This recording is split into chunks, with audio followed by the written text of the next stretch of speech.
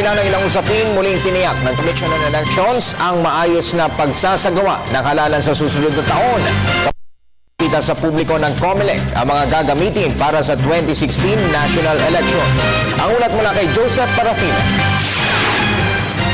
Siniguro ng bagong COMELEC chairman na magiging maayos ang May 2016 election. Ito rin anya ang kabilin-bilian ni Pangulong Aquino na maging maayos at credible ang nalalapit na halalan sa susunod na taon.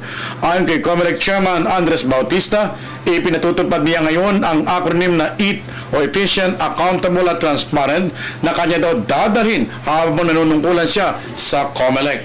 We are bidding out the contract to refurbish the existing 82,000 PCOS machines. No? Pero meron ding parallel bidding for the purchase of 23,000, two lots 23,000 OMRs and 70,900 OMRs. Bakit natin ito ginagawa?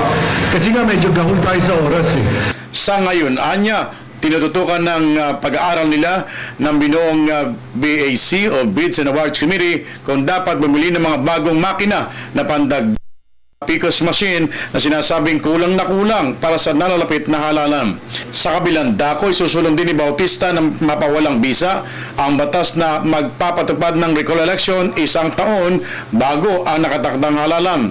Ayon kay Chairman Andres Bautista, ang ginagawang paghahanda ngayon ng COMELEC para sa nalalapit na halalan sa susunod na taon ay dapat tumaas ng tinatawag na porsyento ng botante upang magamit nila ang kanilang karapatan sa pamamagitan ng pagpili sa nararapat na iboto.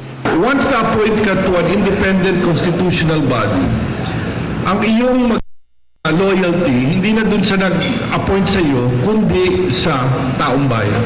But after all is said and done, we are accountable to the people at nandiyan naman ang media. At makikita naman nila kung gumagawa ka ng mga desisyon na kumbaga may bias o kaya pabor sa isang partido. Para sa Telebisyon ng Bayan, Joseph Parafina.